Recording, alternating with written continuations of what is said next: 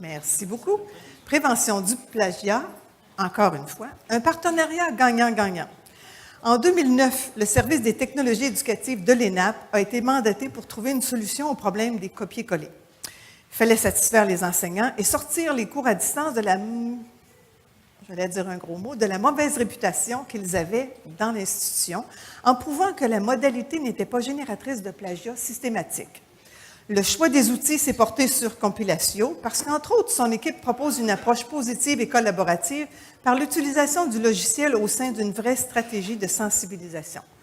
Et pour nous parler de ce partenariat, nous accueillons Nadine Cambefort de l'ENAP, Frédéric Agnès et Aurélie Jamard de Compilatio. Ce sont nos deux Français dont je vous parlais tantôt. Nadine Cambefort est titulaire d'une licence en communication, d'une maîtrise en formation à distance et d'un DU. C'est quoi un DU? Un diplôme universitaire. Un diplôme universitaire, oh bien voilà, européen de formation et des formateurs en réseau. Elle est coordonnatrice des technologies éducatives à l'ENAP depuis 2010. Passionnée par l'enseignement, l'apprentissage et les technologies éducatives, elle est en charge du développement de l'offre de formation à distance et hybride, ainsi que de l'intégration des technologies au présentiel. Sa mission, faciliter l'apprentissage. C'est une pas pire mission, ça. Frédéric Agnès, après un cursus scolaire scientifique, M. Agnès opte pour des études en art du spectacle, puis en école de commerce après une spécialisation en nouvelles technologies. En 2003, il choisit de concilier ces différentes disciplines en créant l'entreprise qui donnera naissance au service Compilatio en 2005. Il dirige toujours Compilatio, qui compte aujourd'hui plus d'une vingtaine de collaborateurs basés en France, en Italie et en Espagne, et propose ses services de prévention du plagiat dans plus de 25 pays. Sa vision de Compilatio, révéler l'essence des textes qui encouragent l'originalité et l'intégrité des personnes. Ses passions sont la pop culture, les choses qui donnent à réfléchir et la quête du vrai et du beau. Et sa vision de la vie, trouver un chemin vers la joie. On va le suivre.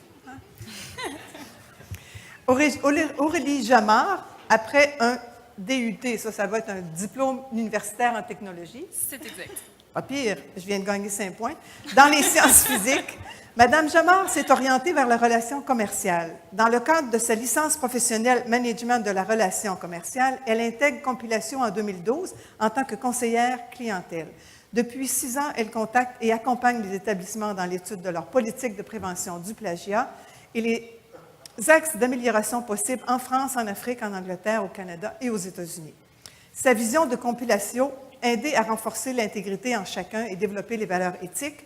Ses passions sont la course à pied, le fitness, la nature, la photographie et la moto. Et sa vision de la vie, vivre ses rêves plutôt que de rêver sa vie. Alors, nous les écoutons pour cette dernière présentation. Bonne présentation. Merci. Merci.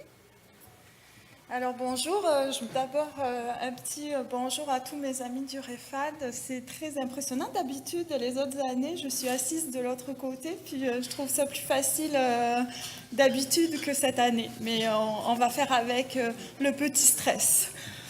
Donc cette présentation, c'est la présentation d'un partenariat qu'on a appelé gagnant-gagnant. On s'est évidemment posé beaucoup de questions à la mise en place d'un logiciel de détection du plagiat, mais cette présentation, c'est pour vous montrer un petit peu en tant qu'institution quelles ont été les étapes, puis quels sont aussi un petit peu les résultats. Je te laisse y aller. On a un homme pour la parité. Bonjour à tous. Donc pour vous présenter rapidement comment va se passer la présentation, donc on va représenter en quelques mots, surtout plus sur la philosophie de Compilatio en fait et les objectifs. Frédéric vous en dira quelques mots. On aura, parce que ça a déjà été abordé, c'est des points importants et un des thèmes aussi d'aujourd'hui, autre que le plagiat, un point sur la sécurité des données, des informations. Et ensuite, le reste, ce sera plus donc de voir justement avec Nadine comment on a travaillé avec l'ENAP dans l'accompagnement, la prévention du plagiat, plus que la répression, et quels ont été un petit peu le bilan de toutes ces actions-là. Et on vous fera également faire un quiz pour que vous puissiez travailler aussi un petit peu avec nous, comme on a fait tout à l'heure.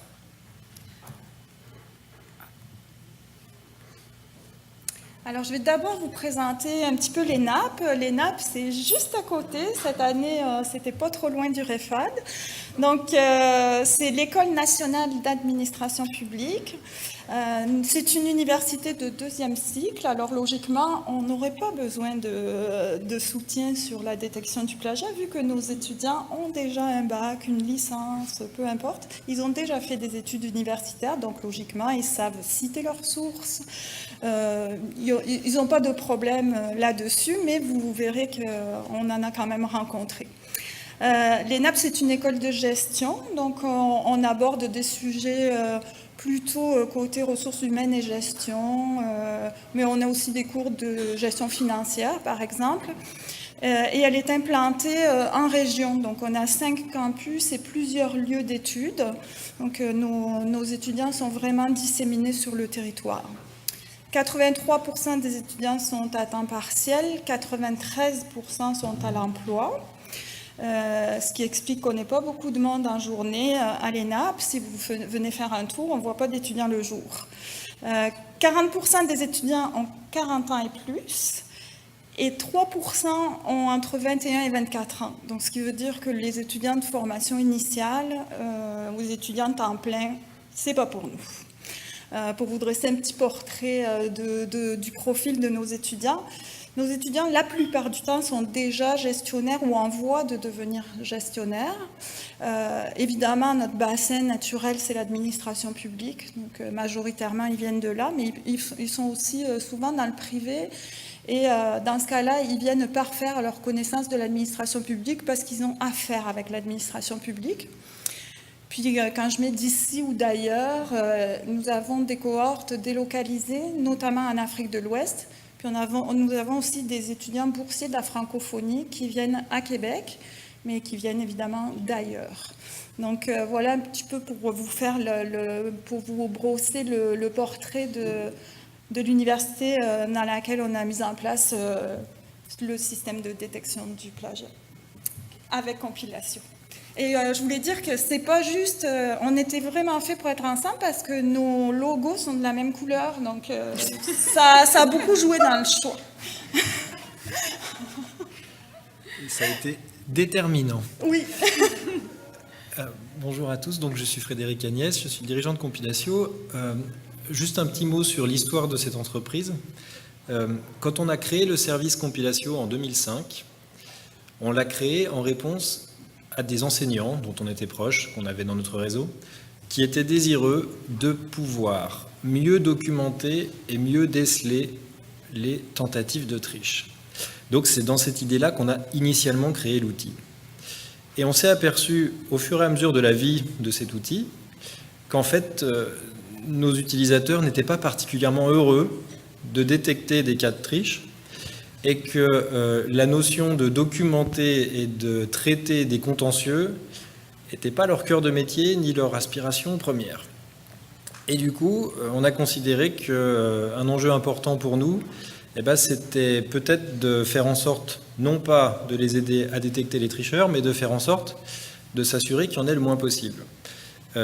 Donc aujourd'hui, en 2018, le service existe depuis maintenant 13 ans. On est présent dans près de 400 établissements. L'entreprise compte 22 personnes. On fait à peu près 40% de notre activité à l'international. On commence à avoir un petit peu de retour sur nos pratiques. Et donc, ce qu'on va essayer de vous présenter, c'est comment est-ce qu'on fait en sorte que le logiciel ne soit pas un outil tout seul, mais que ce soit une des composantes dans la création d'un environnement où les élèves savent ce qu'ils ont à faire, savent quel est leur espace de liberté et savent quel est leur espace d'interdiction. L'image qu'on vous proposera, c'est imaginez qu'on vous proposez à vos élèves d'évoluer dans un parc et vous leur dites il y a des zones du parc où vous avez le droit d'aller, allez-y, et des zones où vous n'avez pas le droit d'y aller. Bonne chance. Eh bien, c'est finalement pas évident. Alors que si on prend soin de mettre une petite clôture, même pas forcément très haute, mais en tout cas un indicateur objectif, un élément tangible, eh bien sûr qu'un élève mal intentionné peut passer par-dessus la clôture en l'enjambant. Peut-être on peut faire une clôture un peu plus haute, on pourrait la mettre à 1 mètre. Bon, mais s'il veut, il peut passer par-dessus. Ok, on pourrait faire une course au chat à la souris, on va faire un truc de 3 mètres. À la fin, qu'est-ce qu'on constate? C'est que ceux qui considèrent que leur énergie, ils veulent la mettre dans la triche, ils arriveront toujours à passer la clôture, mais que la très grande majorité, ils ont surtout besoin qu'on clarifie avec eux le contrat. Le contrat sur quel est l'objet de leur présence dans l'école, ils sont là pour quoi?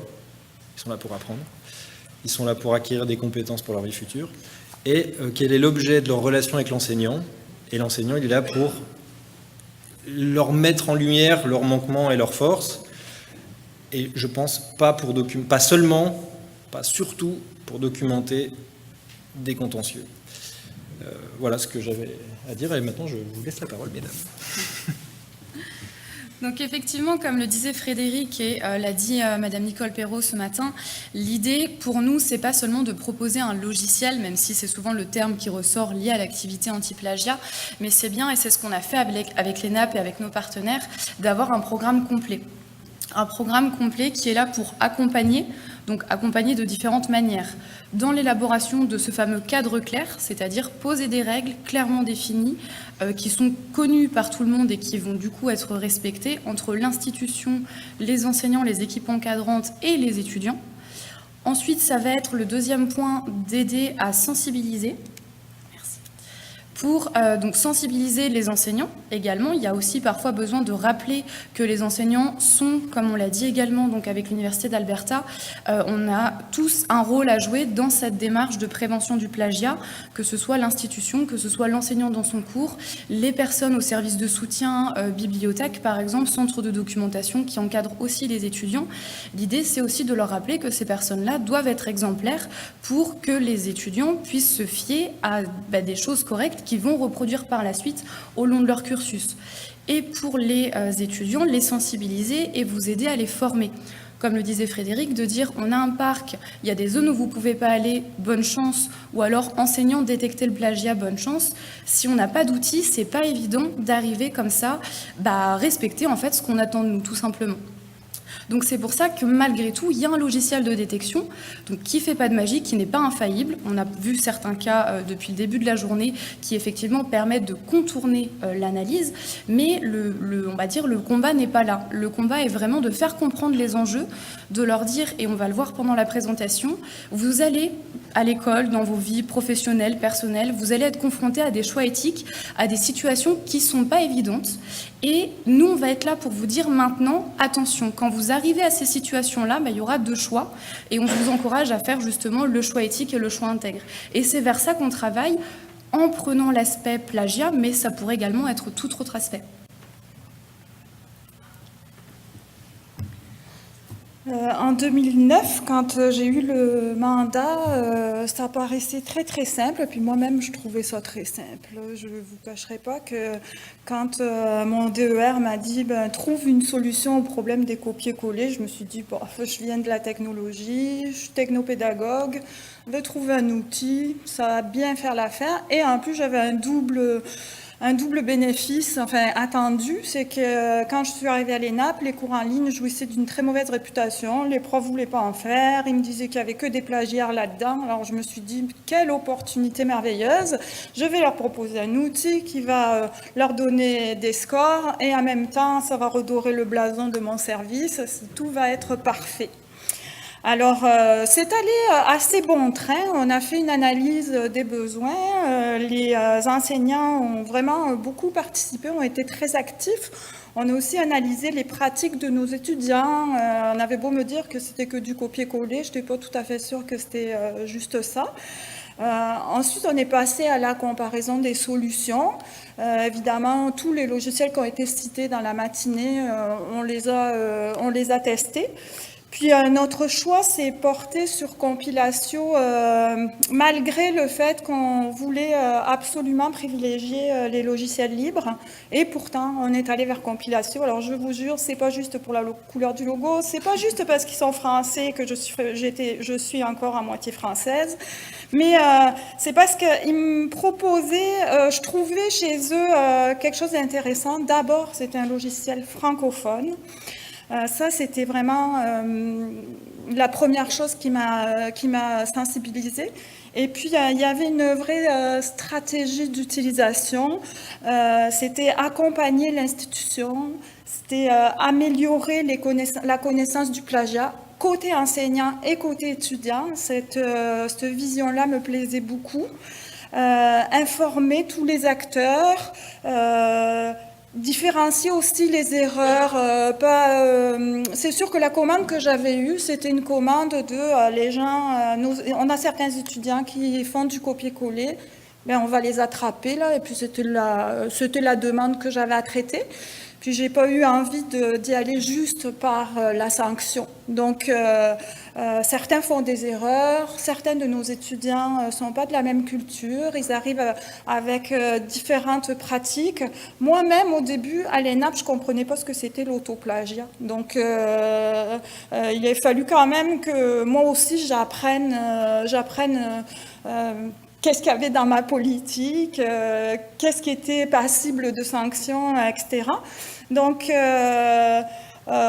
l'idéal, enfin, moi, je disais toujours, on va installer un logiciel dont on espère un jour ne plus avoir à se servir. Malheureusement, on l'a installé et on s'en sert encore un petit peu. Mais la philosophie était celle-ci, là. On va les informer, puis installer un logiciel. C'est aussi un message fort pour nos communautés, qu'elles soient étudiantes ou enseignantes. C'est les doter de quelque chose et pas leur dire ben, tu es garant de ne pas avoir du plagiat dans ton cours, mais tu te débrouilles pour la méthode. Donc là, on y est allé avec quelque chose d'un peu plus intégré et avec une méthode. Est-ce que c'est moi, c'est toi? Tu peux faire l'introduction. On a décidé d'utiliser Compilatio à travers notre interface de LMS.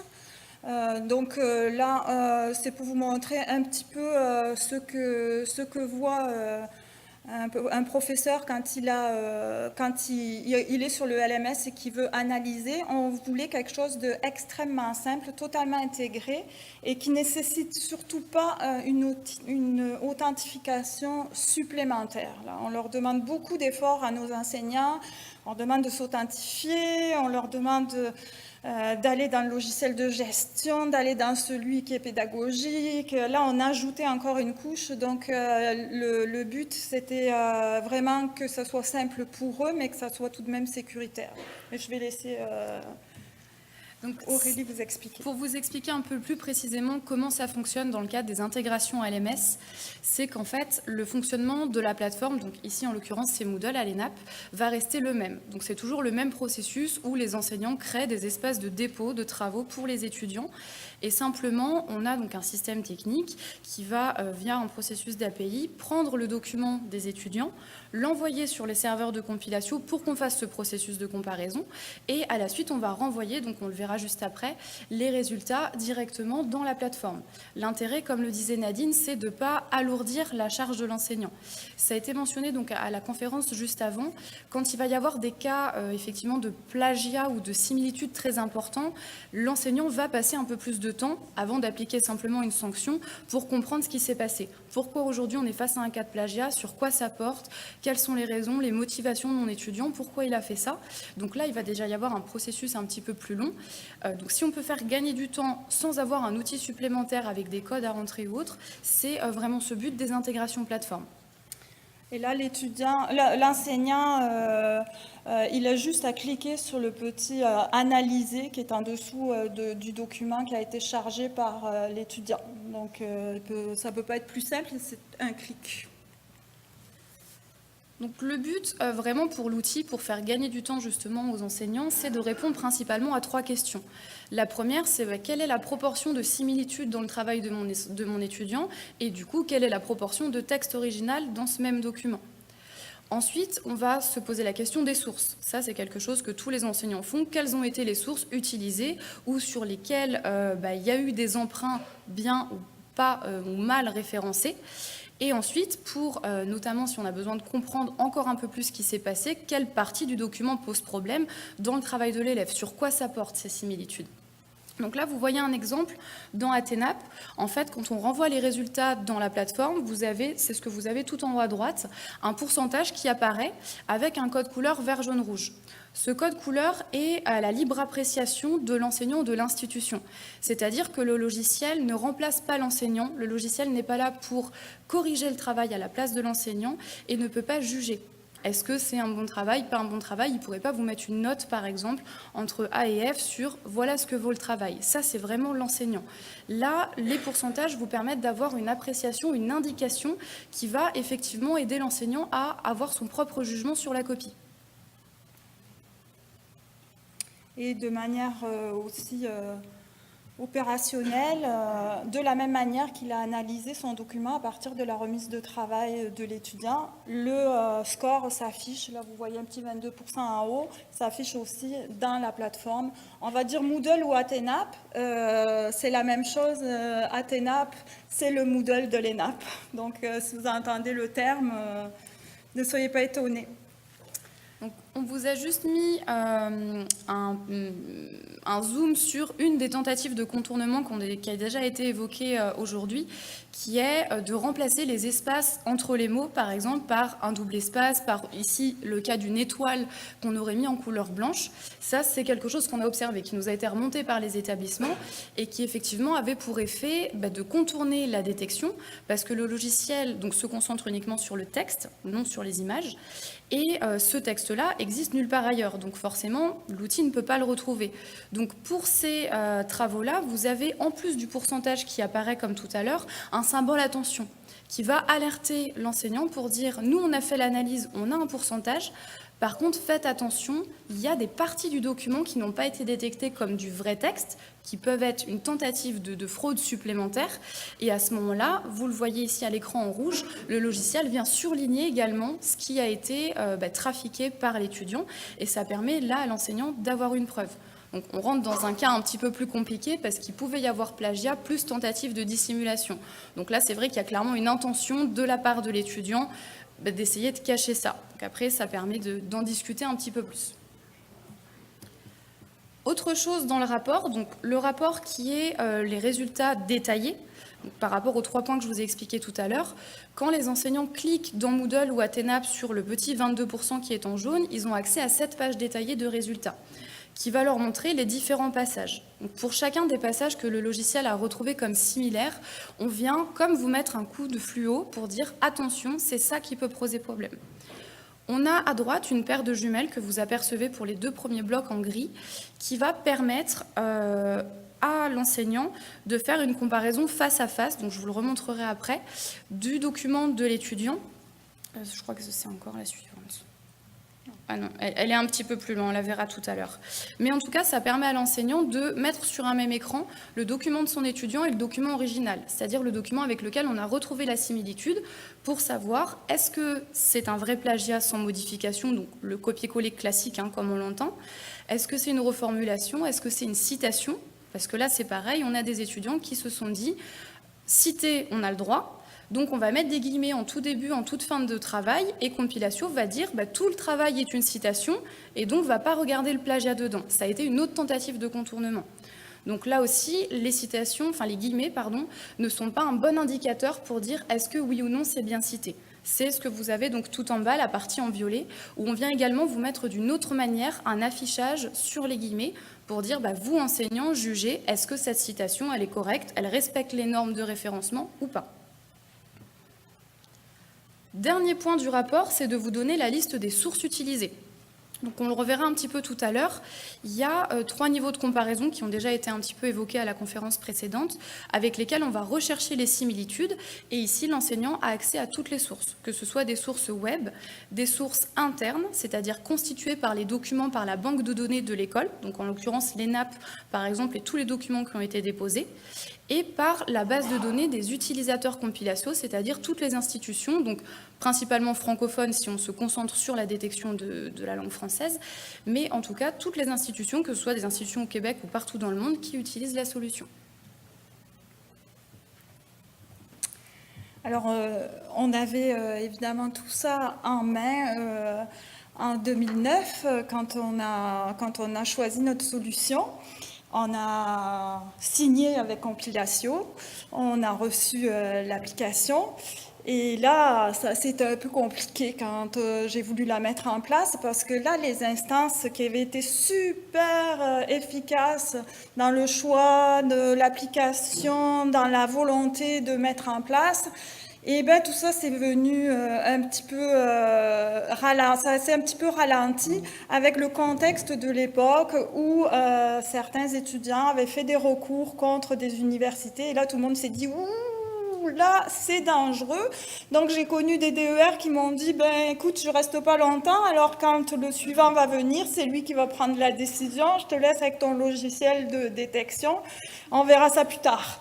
Donc, il a fallu tout reprendre du début avec des nouvelles équipes, mais élargir beaucoup. Ce qu'on avait fait en termes d'analyse de pratiques, d'analyse de besoins, ben là, il a fallu y aller, puis vraiment évangéliser, je n'aime pas trop le terme, mais je l'utilise beaucoup, malheureusement, dans mon institution. Donc, il a fallu aller... j'ai mis négociation, mais ce n'était pas vraiment des négociations avec les instances à l'interne. Ça a été répondre à leurs questions. On est une université, on est une école de gestion. Alors, imaginez-vous qu'on a des profs qui sont avocats. Alors là, ça rentrait beaucoup les questions, mais non, on ne peut pas faire ça, les étudiants ont des droits. Donc là, ça m'a paru beaucoup plus compliqué que quand j'avais pris le dossier. À ce moment-là, je me suis dit, est-ce que je vais arriver à mettre ça en place? Et puis j'y tenais quand même beaucoup. Donc, en 2011, on a fait une implantation sur un projet pilote dans 10 groupes courts. On testait aussi à ce moment-là de façon réelle notre nouvelle plateforme qui était Moodle.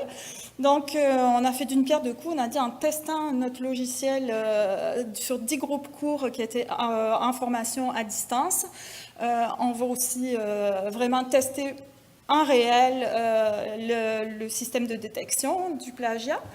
Que les retours qu'on a eus des enseignants se sont très bien passés. Donc là, on a élargi encore un petit peu. En 2012, on a implanté Moodle, qu'on a baptisé Athénap. Et là, on a d'office intégré l'API dedans. Mais avec une petite restriction, parce que je n'arrivais pas à régler juridiquement ce problème-là qui bloquait tout le temps, c'était qu'on ne faisait pas d'indexation. Ce qu'on faisait, c'est ce qu'on vous a présenté tout à l'heure, ce que M. Gérin Lavoie vous a présenté tout à l'heure, c'était juste une analyse avec le web. Puis, dans le fond, ça correspondait bien à la demande, à la commande qu'on m'avait faite, puisque les gens me disaient, ben, nous, on a un problème de copier-coller. Donc, y aller avec la solution complète, l'indexation et la constitution de la banque, ça passait pas. Donc, on y est allé par étapes. On l'a installé d'abord dans les groupes courts, test. En 2011, en 2012, on a implanté et on a laissé un temps d'appropriation. Puis en 2014, on l'a déployé et là, on a activé la fonction d'indexation parce que ça y est, on avait l'assentiment de tout le monde, les profs étaient d'accord, parce que chez nous, c'est à l'assemblée professorale que tout se décide. Donc, on a déployé sur Moodle, on indexe et on constitue la banque. Donc, ceci dit, ça paraît facile et puis super joli sur le document, là, mais ça n'a pas été aussi linéaire que ça peut l'être. Et il a fallu énormément expliquer, énormément les accompagner. Puis là, je ne parle pas, non seulement, je ne parle pas beaucoup des étudiants, ça viendra dans un second temps, mais là, c'était vraiment avec nos enseignants. Juste pour expliquer, si besoin était, le principe d'indexation que vient d'expliquer Nadine, c'est en fait la constitution de la base de données. C'est-à-dire que là, vous avez les 3 niveaux de comparaison qui sont faits par le logiciel et que je vous ai introduit précédemment.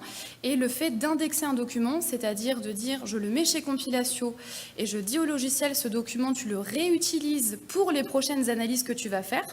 Pour moi, dans mon compte, dans mon institution, mais aussi pour mes collègues à l'interne dans l'institution, et enfin pour les collègues des autres établissements, donc la comparaison externe, ça pouvait au départ, donc notamment à l'ENAP, et c'est une question qu'on a que moi j'ai quasiment systématiquement au niveau de la confidentialité et de la sécurité des données, c'était bah oui, je mets dans la base de données, mais après il se passe quoi? Qu'est-ce que vous faites avec mes données? Quelle sécurité j'ai sur les travaux de mes étudiants? Parce que je vous les envoie, mais après c'est plus moi qui les maîtrise, c'est pas hébergé en local dans l'institution.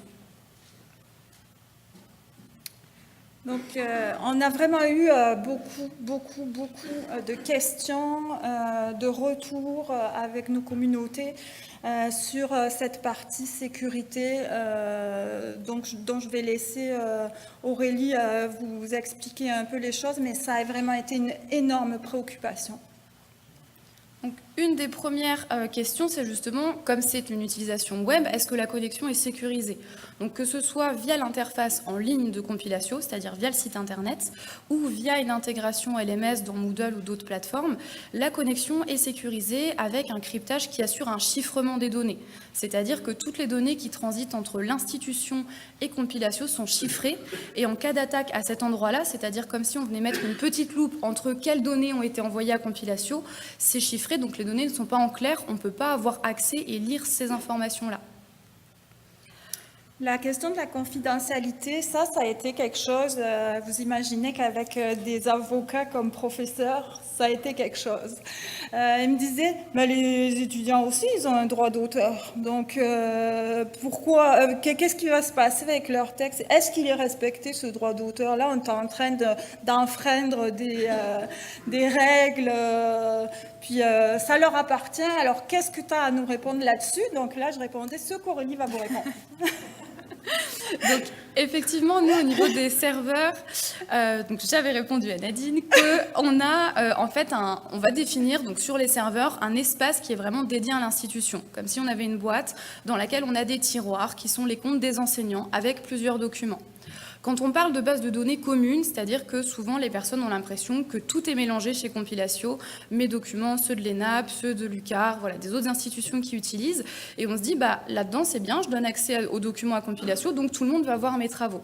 Sauf que le logiciel et comment en fait sont structurés les différents serveurs, c'est que ces espaces-là donc sont bien hermétiques et déterminants pour certaines institutions, et on va être en mesure de faire la différence entre quand on trouve un plagiat, une similitude entre deux documents, est-ce qu'ils sont dans la même boîte, c'est-à-dire dans la même institution, ou alors est-ce qu'ils appartiennent à deux boîtes, à deux institutions différentes? Et dans le cas où le logiciel dit « je l'ai trouvé dans deux banques de données différentes », bah forcément, je crypte toutes les données. C'est ce que vous avez à l'écran, donc le fameux écran de comparaison dont je vous ai parlé un tout petit peu avant, où quand on compare le document de l'étudiant avec le document original, si le document original est dans une autre institution, Compilatio va crypter toutes les données personnelles. C'est-à-dire qu'on a le bloc en rouge que le passage commun, c'est-à-dire la similitude, l'éventuel plagiat, qui est visible pour que l'enseignant puisse savoir de quoi on parle, sur quoi ça porte. Par contre, on ne peut pas consulter l'intégralité du travail de l'étudiant, on ne peut pas avoir son nom, ni le nom de l'enseignant, ni le nom de l'institution. En fait, on n'a aucune autre information. Et s'il y a besoin, parce qu'on est en train de monter un dossier pour aller en comité ou autre, là, on peut contacter le service support Compilatio en disant « j'ai une similitude avec ce document-là ». Vous avez en fait un petit code à nous transmettre. Et nous, ce code nous permet de faire une demande de mise en relation. C'est-à-dire qu'on remonte jusqu'à la personne dans l'autre établissement pour dire « est-ce qu'on a votre accord pour donner vos coordonnées à une autre personne de Compilatio, qui utilise Compilatio, oui ou non ?» Si la personne nous dit oui, et ce qui est très souvent le cas, on vous met en relation directe et après, c'est vous qui partagez les informations que vous voulez partager. Mais nous, on ne va pas donner sans votre accord un accès au nom de l'étudiant ou à son document. Donc ça, c'est vraiment très important et c'était un point déterminant pour l'ENAP, mais ça l'est pour quasiment tous les établissements, que ce soit sur la province de Québec, en France ou même dans les autres pays anglophones, en Allemagne, en Italie, etc. Puis les mêmes professeurs qui me disaient que j'allais enfreindre des règles fondamentales de respect de droit, quand ils voient les petits... là, vous voyez, il y a des petites croix à la place du texte dans la partie à droite de votre écran. Là, c'est promis à me dire, il y a des petites croix, je ne vois pas le texte dans son intégralité. Oui, c'est parce qu'on respecte on rend anonyme, mettons, je vais le dire comme ça, on rend anonyme la copie de l'étudiant qui ne nous appartient pas puisqu'elle est dans une autre base de données. Quand elle nous appartient, évidemment, on voit l'intégralité. Si c'est un travail qui a été remis chez nous en mars 2016, on va voir l'intégralité du document. Il va avoir les deux documents face à face, mais l'intégralité de ces deux documents. La question qui, pour moi, était fondamentale, mais qui était aussi fondamentale pour mes collègues quand on a choisi Compilatio, c'était où ils vont nos fichiers? Où vont les fichiers de nos étudiants? Qu'est-ce qui nous garantit que Compilatio, dans 4 jours, ne vont pas revendre ça à une autre université? Je ne sais pas. Il y a tout un tas de questions qui sont venues là-dessus. Puis, ça a été un élément déterminant. La localisation des serveurs de Compilatio a été un élément vraiment déterminant dans notre choix, et pas juste parce qu'ils étaient français, mais parce que je connaissais un tout petit peu la réglementation française et que je trouvais qu'elle était vraiment plus adaptée à nos besoins d'institution. Mais je vais laisser Aurélie vous expliquer un peu plus. Donc effectivement, on a plusieurs serveurs. Tout le data center de Compilatio est hébergé en France et donc pour tous les établissements, c'est-à-dire même les établissements qui sont partenaires au Canada, aux États-Unis, on n'a pas de serveur sur le sol américain, notamment par rapport aux histoires de Patriot Act et de réglementations qui sont différentes. Donc nous, tout est en France pour l'ensemble des partenaires et bien évidemment avec les lois qui sont les lois françaises. Et ce qu'on fait avec Compilatio, vous restez propriétaire des documents, c'est-à-dire que le troisième point que vous voyez, on a la possibilité en tant qu'enseignant de retirer à tout moment un document de la base de données. Ce sont les documents de vos étudiants, vous les mettez chez nous à un moment donné parce que vous avez besoin d'aide sur l'analyse, l'identification des parties plagiées, etc. Après, vous les laissez parce que c'est aussi pertinent d'avoir cet historique, comme le disait Nadine, est-ce qu'il n'y a pas un travail d'il y a 2 ans en arrière qui ressort maintenant parce qu'on avait son frère, sa sœur qui était passé dans l'établissement. Donc la base de données est importante, c'est pour ça que vous laissez les documents chez Compilatio. Par contre, vous n'avez pas à nous dire on veut les enlever, est-ce qu'on peut le faire? Vous avez tout à fait le droit de le faire et vous avez la main pour ça. Ça se gère directement dans les interfaces, que ce soit LMS ou interface en ligne. C'est l'enseignant qui tout seul dit je mets ce document, je l'enlève, je le remets. Mais voilà, nous, on n'a rien à voir avec ça. Et également, vous en avez peut-être entendu parler, il y a une réglementation qui rentre en application demain en Europe, qui s'appelle la RGPD, Réglementation générale sur la protection des données, qui renforce encore plus et qui oblige les entreprises à avoir des mesures supplémentaires pour garantir que vos données sont sécurisées, qu'effectivement, elles ne sont pas revendues, elles ne sont pas diffusées sur Internet ou transmises à des tiers. Nous, c'était aussi important, on travaille souvent, nos étudiants sont des gestionnaires, souvent ils travaillent sur quelque chose qui est dans leur organisation, leur code d'éthique, alors ça c'est public, c'est moins important, mais parfois vont prendre un sujet un peu sensible. Donc si l'étudiant nous dit j'ai un sujet sensible, je ne veux pas qu'il aille dans la base de données, le professeur peut s'engager pour l'institution à ne pas le stocker. Donc ça c'était quand même très très très important pour nous. Comment on a accompagné la mise en place de tout cela? Évidemment, on a une politique, comme vous tous, j'imagine, une politique de respect de la propriété intellectuelle. On a intégré cela dans le règlement, mais on a fait un travail aussi avec le comité de programme pour éviter les cours redondants. Et ça nous a d'ailleurs conduit à une réforme de nos maîtrises et de nos DES. C'est vrai qu'avec la multiplication des cours, on avait pour certains étudiants parfois des objectifs qui étaient assez proches entre 2 cours et qui favorisaient, on va le dire comme ça, la réutilisation de travaux antérieurs. Donc, on n'a pas fait que des règles administratives, on n'a pas agi que là-dessus, mais on a aussi accompagné l'institution à peut-être faire aussi un petit peu de ménage. On demande à nos étudiants de ne pas réutiliser leurs travaux, mais il fallait faire nos devoirs aussi en tant qu'institution. Les enseignants, un même enseignant par exemple, ne propose pas de cours qui se ressemblent beaucoup. Ça a été un gros travail. Pour les enseignants, évidemment, on fait un rappel vers la politique et vers tous les textes, mais on leur fait une formation individualisée systématique. Je ne fais pas de capsule et je ne veux pas en faire sur le logiciel Compilatio. J'ai des petites capsules d'aide, mais au départ, quand un enseignant rentre chez nous, il est rencontré individuellement pour faire sa formation à notre système LMS, à TENAP. Et comme Compilatio est intégré dans notre plateforme, ben, ça me permet de lui faire aussi une formation individuelle sur ce volet-là et de voir avec lui aussi, de le sensibiliser sur qu'est-ce que j'ai le droit, moi aussi, de mettre dans mes présentations. Donc, c'est vraiment un volet, c'est pas juste une sensibilisation à l'outil, ça n'est une, mais c'est aussi un accompagnement pour qu'il ait lui-même, en tant qu'enseignant, des pratiques irréprochables. Donc, généralement, ça se passe bien, c'est très intéressant, on apprend beaucoup de choses. D'ailleurs, il y a un petit quiz tout à l'heure, vous allez voir, il a été très inspiré par ce que j'ai entendu dans ces ateliers-là.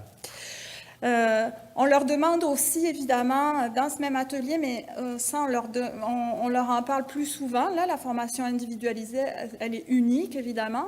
Mais on leur demande de varier les travaux et consignes.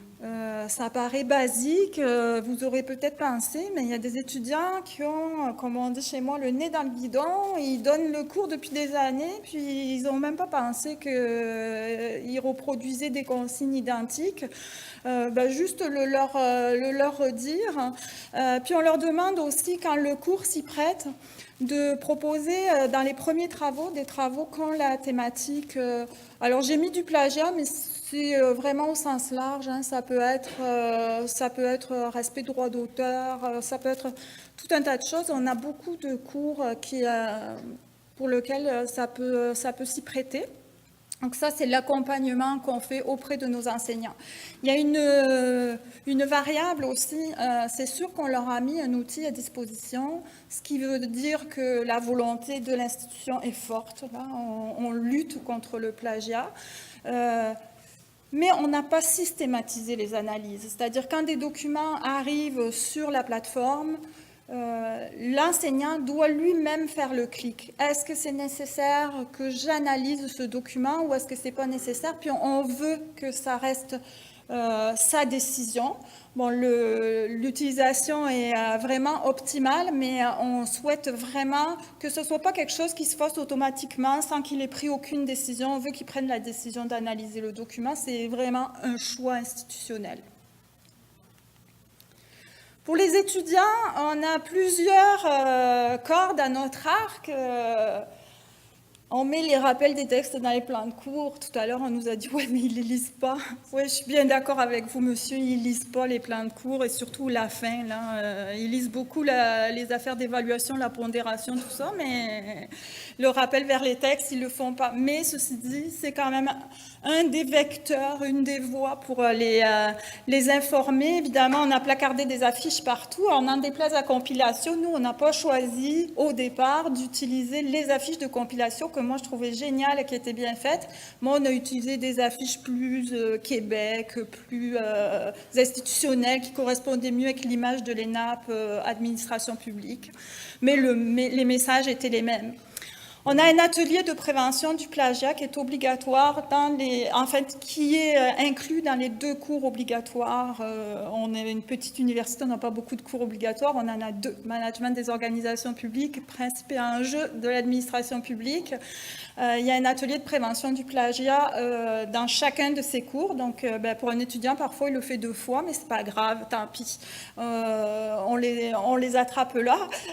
Puis, on en profite pour leur faire le quiz quiz qu'on a totalement, on n'a même pas plagié, on se sert de l'interface de l'Université de Montréal, des quiz Le saviez-vous, le feriez-vous? On assume complètement, on a demandé l'autorisation, ils nous l'ont donné. Donc là, on est en train de travailler sur créer quand même notre propre quiz, puis le faire à tous les nouveaux entrants à l'ENAP. C'est quelque chose qui est en cours, tout comme la capsule qui est disponible dans tous les cours à distance. Cette capsule, pour l'instant, elle est évidemment, l'étudiant peut y aller s'il veut la voir. Il est encouragé par ses professeurs à aller la voir, cette capsule, surtout si l'étudiant est 100% à distance et qu'il n'a pas assisté à l'atelier qui est en présentiel dans les cours obligatoires. On est en passe de rendre cette capsule obligatoire, c'est-à-dire que les contenus de principes et enjeux en ligne et de management des organisations publiques en ligne ne sera pas disponible tant qu'ils n'auront pas vu la capsule. Donc, cette capsule est en train d'être refaite. C'est le service aux organisations qui a conçu le contenu. Nous, aux technologies éducatives, on les a juste aidés à mettre ça en forme, mais ça a été une belle réalisation collégiale. D'ailleurs, pour refaire cette capsule, on a créé un comité de sensibilisation au plagiat. On aime bien les comités à l'ENAP, là, mais celui-là, on l'aime vraiment beaucoup. On a créé, donc, il y a des gens d'un peu partout, y compris des étudiants. Donc, c'est à partir de ces travaux-là qu'on a décidé de refaire notre capsule. On veut moins l'axer sur la sanction. Les premières capsules étaient assez axées sur ce que vous risquez si vous plagiez. Là, on veut vraiment y aller sur quelque chose qui est plus... ça ne sert pas à grand-chose de plagier. Vous êtes là pour apprendre. On veut y aller vers une approche moins coercitive. Il y a un avertissement systématique. Je vous le montre. Il est simplissime. Chaque fois qu'un étudiant remet un travail sur la plateforme, on lui dit « l'ensemble des fichiers sera envoyé au service de détection ». C'est pas vrai. C'est pas vrai, mais on s'est tellement interrogé sur le serait, pourrait, éventuellement, que là, à un moment, on a décidé que ça va être sera. S'il l'est pas, ben tant pis. Mais en tout cas, lui, il a donné son autorisation que son devoir pouvait être analysé. Donc, on l'assume complètement. Là. On aurait pu cacher ça dans une des grandes phrases de l'administration, comme on sait très bien les faire à l'ENAP. Mais on a décidé qu'on mettait ça super visible. Et même dans la prochaine version de notre plateforme, le sera envoyé va être en rouge. Là. On veut vraiment que... ils ne passent pas à côté. Puis ça, c'est à chaque fois qu'ils remettent un travail. Donc, je ne savais pas, ça commence à être un petit peu difficile à l'ENAP. Par rapport à tous ces points d'accompagnement, je vais aller un petit peu vite pour qu'on ait le temps de vous faire le quiz et puis de terminer dans les temps la présentation. Globalement, nous, au niveau de Compilatio, pour avoir une politique qui soit complète et efficace, on a vu qu'il y avait 3 principaux axes et un 4e qui va être transverse. Premier axe, c'est d'avoir un cadre réglementaire. Donc, ce que disait Nadine, accompagner l'institution. Pour ça, vous avez là des exemples à l'écran. On peut mettre en place des modèles de charte anti-plagiat, des codes d'honneur à faire signer directement aux étudiants. Donc, pas simplement une ligne cachée cachée. Elle n'est pas cachée, mais on va dire qu'elle se noie dans un ensemble de choses, dans un règlement intérieur. Et les étudiants peuvent dire « oui, j'ai signé, mais je n'ai pas fait attention ». Avoir un document unique qui ne traite que du plagiat et de quelle est la politique en matière de plagiat dans mon institution, ça permet de s'assurer un petit peu plus que le message est bien véhiculé, a bien été compris, entendu par les étudiants. Deuxième point, ça va être la formation donc des équipes et des étudiants. Pour ça, vous avez, donc, comme l'a fait Nadine à l'ENAP, avec des outils internes ou des outils Compilatio si besoin est, vous avez des affiches de prévention, des quiz sur le plagiat, des guides méthodologiques sur comment je reproduis mes sources, je suis en retard, voilà, pour pas faire de bêtises, comment je dois bien travailler, structurer mon travail et bien m'organiser pour ne pas tomber dans le plagiat après. Dernier point, ça va être le contrôle et la valorisation. Donc là, ça se passe avec le logiciel dont on a déjà parlé. Et nous, on encourage vraiment, donc ça se met en place dans les établissements en fonction de la politique institutionnelle et également en fonction de la vision qu'on a. C'est-à-dire que de systématiser l'usage, par exemple, ça permet de dire à tous les étudiants, c'est le sera envoyé qu'a présenté Nadine, ça permet de ne pas laisser de place au doute. C'est-à-dire de dire aux étudiants concrètement, on va tout analyser, alors même si après, c'est pas, dans les faits, c'est pas forcément appliqué, mais au moins les étudiants sont encore plus sensibilisés. Laisser une petite porte ouverte à un étudiant, pour les moins sensibles, ils peuvent malheureusement tomber dedans et faire du plagiat. Mais Aurélie, pourquoi vous parlez de valorisation ? Alors, on parle de valorisation, donc parce que c'est bien, les questions viennent de là. Donc parce que, et ça c'est vrai que c'est quelque chose qu'on voit en plus beaucoup plus dans votre culture que nous dans la culture française, on a toujours tendance à se concentrer sur les mauvais, sur les tricheurs, sur ce qui va pas, en disant là tu t'es trompé, là t'as fait faux, là t'as pas bien fait. Et au final, un enseignant il est plus là pour conforter ses étudiants dans le fait que les connaissances sont bien apprises, la restitution est faite correctement. Il ressort avec quelque chose de ce cours-là et de son passage dans l'institution. Donc c'est pour ça que le logiciel de détection de plagiat, pour nous, le but, c'est pas d'attraper les tricheurs, mais c'est de dire aux autres, aux 99% qui ont bien travaillé, vous avez bien travaillé. Vous pouvez être fier d'avoir ces valeurs d'intégrité, d'honnêteté, de transparence dans votre travail, donc dans votre contrat avec l'enseignant, mais c'est aussi des valeurs qui vont vous servir, vous ne tricherez pas dans votre travail, dans votre déclaration d'impôt, et ça, on essaie de le mettre en avant pour véhiculer un message positif. Parce que souvent, que les étudiants prennent l'habitude de tricher, une fois, deux fois, trois fois, si on n'est jamais réprimandé, ça devient facile et on se dit qu'on a le droit de le faire puisque de toute façon, à chaque fois, il ne nous arrive rien. Et là, l'idée, c'est de leur dire, vous avez bien fait, continuez dans ce chemin-là, même quand des fois, ce ne sera pas forcément évident de choisir entre un choix éthique, mais qui va être un petit peu plus compliqué, ou par exemple un plagiat qui va me faire gagner du temps parce que je suis en retard dans mon travail. Tu voulais refaire une intervention ? Non. Du coup, c'est quoi la récompense pour l'étudiant ? Alors, la récompense pour l'étudiant, par rapport à nous, c'est surtout plus sur le savoir-être est vraiment ce qui va retirer. En tant que jeune adulte, en tant que jeune professionnel, comprendre pourquoi, entre guillemets, on l'a embêté avec cette notion de plagiat, mais comme on aurait pu le faire avec d'autres notions, et se dire, je sais ce que j'ai appris, et par exemple, ça se voit beaucoup en France avec les écoles d'infirmières. Donc les étudiants, ça les fait rire quand on leur dit, si vous faites une prise de sang à un patient, vous lui mettez la seringue dans l'œil, il va se dire, il y a un problème. On dit, non, mais on sait où faire une prise de sang. Mais on le sait parce qu'on a acquis les compétences et les connaissances, on a suivi les cours sans faire des plagiats tout au long de son cursus, et on devient aussi un professionnel responsable. Donc c'est des petits exemples comme ça qu'on prend, mais où on leur dit, le bénéfice pour vous, il est là, il est que vous pouvez transmettre ces valeurs à votre entourage, et vous les avez aussi pour vous. Mais il y a un lien entre copier-coller et C'est un truc brillant. C'est le moment des questions. Je vais le laisser, c'est mon patron, je ne peux pas ne pas répondre. J'ai besoin de m'exprimer, j'en peux plus. Vas-y. Non, c'est bon. Le lien entre le plagiat et la triche. Ouais. Je l'ai dit Entre les déjà. comportements éthiques. Oui, je l'ai dit. Je le redis, donc c'était par rapport au lien. Donc c'est une information qu'on avait eue d'une personne qui a fait des études en sociologie. Quand je vous ai parlé de la triche dans les impôts, etc., c'est ça. C'est en fait que ce comportement éthique va en fait suivre l'étudiant tout au long de sa vie personnelle, professionnelle, et de savoir toujours quel est le bon comportement à adopter. Ça évite de tomber dans cette triche systématique tout au long de sa vie. En termes d'accompagnement de compilation, normalement c'est Aurélie qui parle, mais je prends la parole parce qu'il faut aller vite. Donc, moi je bénéficie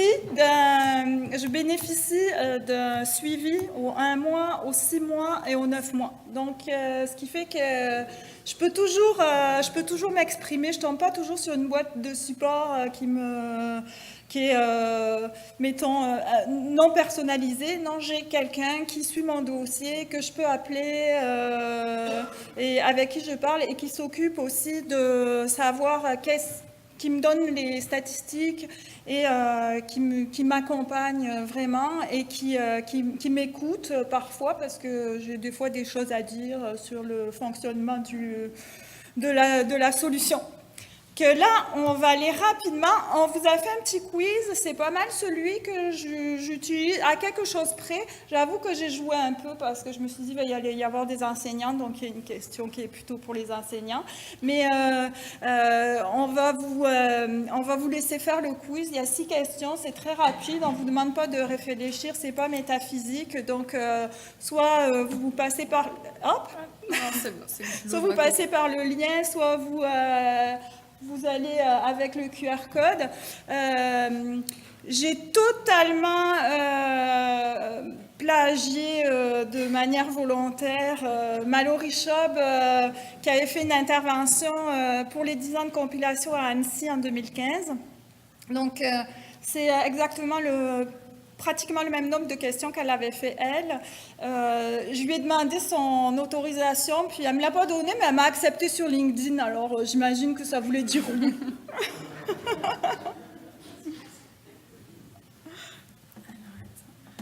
Puis évidemment, tout ça est inspiré par je ne le redirai pas après, je ne travaille pas pour l'Université de Montréal, mais le quiz, le feriez-vous, le savez-vous, ben, je le trouve tellement bien fait, il y a des rétroactions et tout ça, qu'on s'est inspiré toutes les deux, et Mallory Schaub et moi, de ce quiz-là de base qui est disponible sur le site de l'Université de Montréal. Je ne brigue pas un poste, hein, c'est juste que je l'utilise. On le met sur l'écran?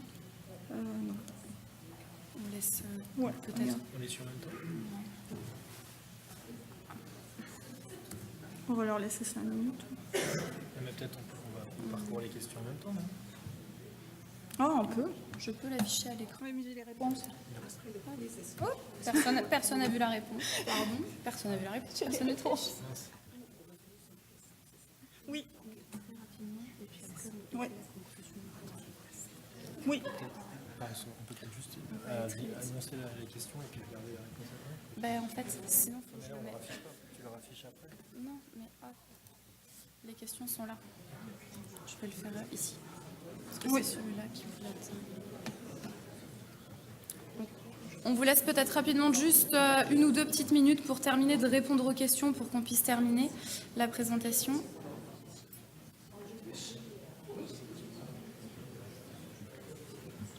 Est-ce que tu as les réponses? Combien j'en ai? 2. Non, pas fini. Je vous avais les 2.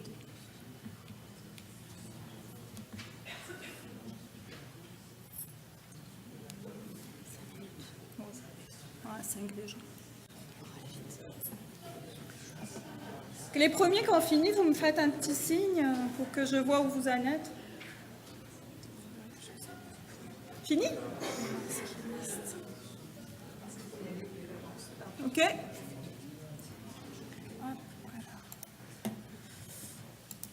Donc, on y va pour les réponses, mais je pense que tout le monde n'a pas fini, mais je vais quand même avancer un petit peu.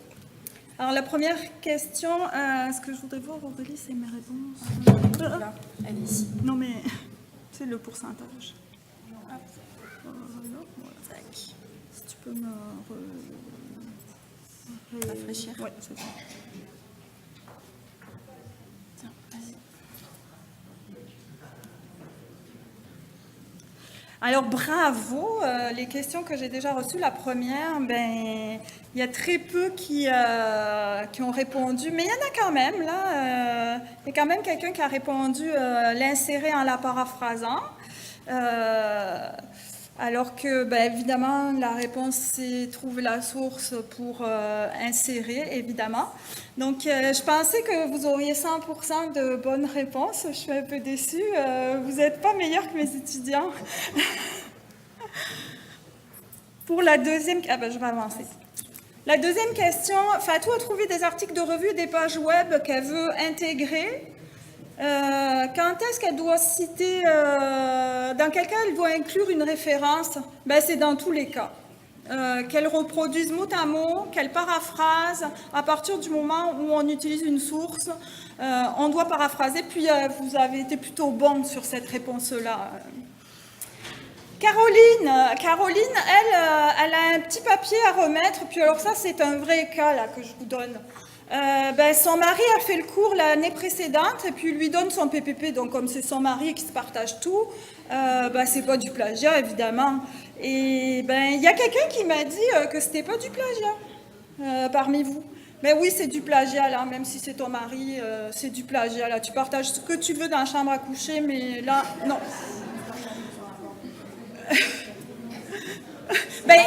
Il était consentant, mais mettons qu'on va mettre le consentement sur d'autres choses, mais pas sur le partage des travaux. Durant son cheminement de maîtrise, Cédric a rédigé un travail sur le service RH de son organisation, puis dans son séminaire, ça collerait parfaitement de les réutiliser dans son séminaire d'intégration. Est-ce qu'il peut le récupérer? Moi, quand je suis arrivée à l'ENAP, j'aurais dit oui, parce que c'est mon travail, il est original. Et non, on ne peut pas le récupérer. Puis là, les réponses sont presque 50-50 parmi vous. Et non, il a eu des crédits pour le premier travail dans le cours de GRH. Il ne peut pas avoir des crédits pour le même travail dans le cours de séminaire. Il est payé par les crédits, donc il faut qu'il fasse 2 travaux différents ou il peut l'amener plus loin, son travail, mais il va falloir qu'il demande l'autorisation aux 2 professeurs.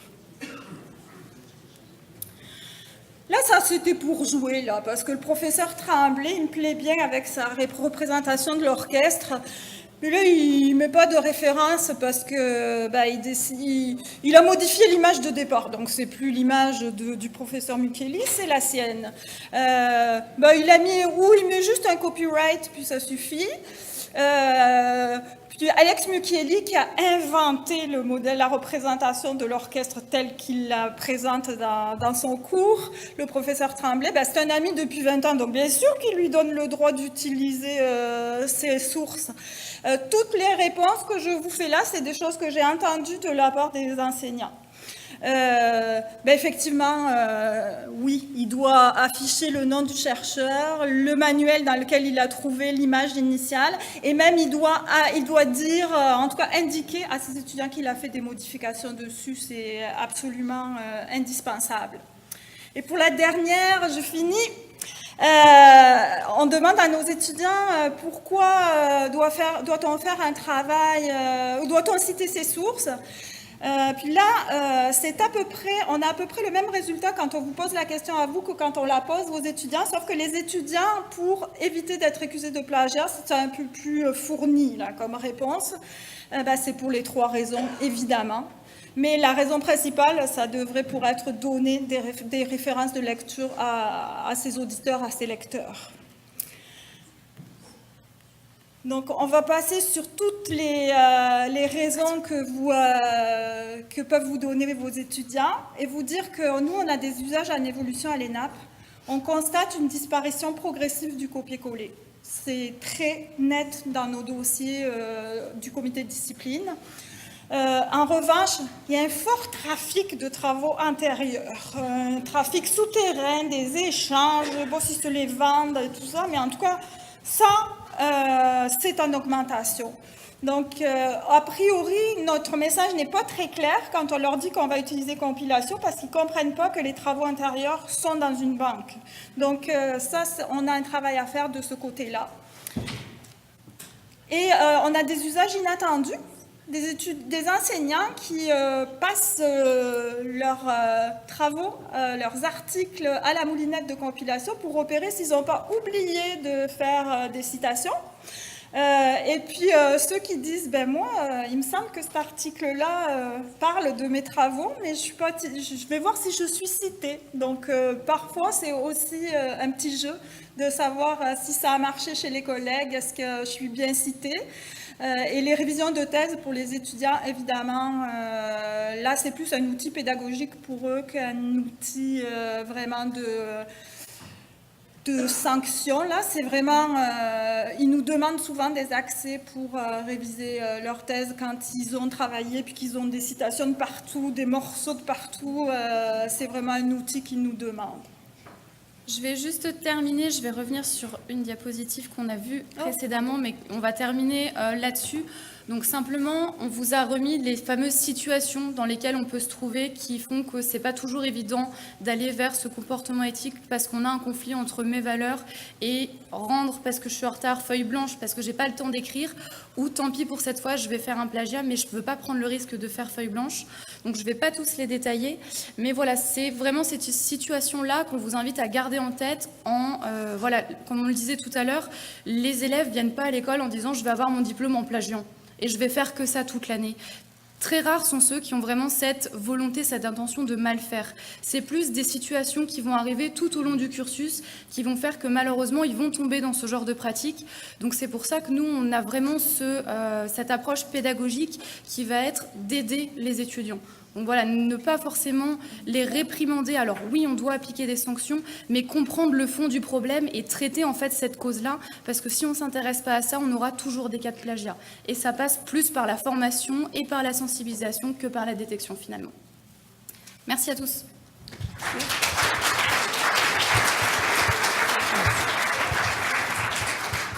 J'aurai le temps pour une question ou un commentaire, c'est clair. Frédéric. Là, c'est le moment où on va le faire parler. C'est lui qui répond aux questions. Alors, ma question va à votre logiciel qui est Compilatio. Alors, si je comprends bien, c'est un add-on qui est utilisé avec votre plateforme qui est Athena. En cas de conflit ou en cas de litige, si je comprends bien, les données sont hébergées en France pour ce qui est de Compilatio. Oui. Donc, en cas de litige, est-ce que ce sont les lois françaises qui s'appliquent ou les lois canadiennes, puisqu'on sait qu'on a des étudiants canadiens? Je te laisse répondre à cette question. On n'a pas eu le cas, je vous dirais. Je pense, très honnêtement, je pense que c'est la loi canadienne, mais écoutez, bien honnêtement, je ne suis pas juriste, je ne pourrais pas vous répondre à ça.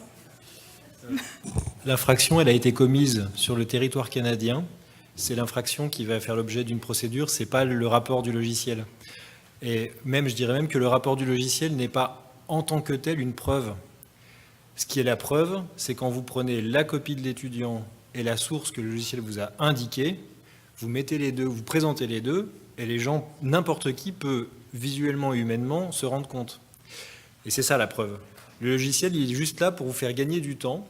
C'est juste un outil qui va lire à l'avance pour vous automatiquement le devoir, va vous passer du fluo sur les endroits où il y a de la similitude, mais il ne fait rien de plus. C'est juste un assistant pour repérer les passages similaires.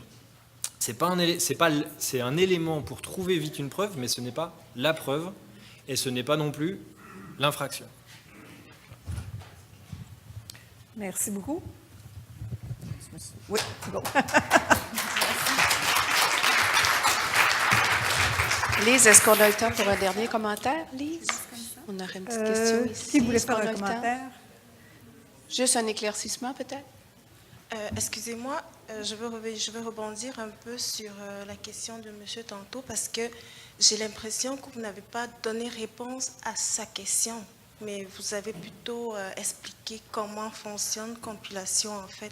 Parce que moi, si j'ai bien compris sa question, c'est de savoir si jamais il arrivait qu'il y ait un conflit entre l'ENAP et l'entreprise qui est comme le créateur de compilation.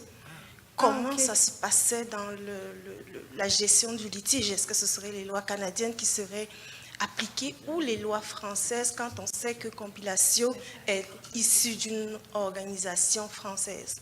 Donc là, je pense que là, c'est... Du coup, j'ai une question d'éclaircissement par rapport à votre question d'éclaircissement. Vous me parlez d'un conflit entre l'ENAP et Compilatio, ou vous me parlez d'un conflit entre l'étudiant et Compilatio, ou vous me parlez d'un conflit entre l'étudiant et l'école? Quel conflit êtes-vous en train de me... Nous parlons de l'utilisation d'un logiciel pour contrer le plagiat. Ouais. Donc, l'utilisation du logiciel se fait actuellement dans un établissement canadien.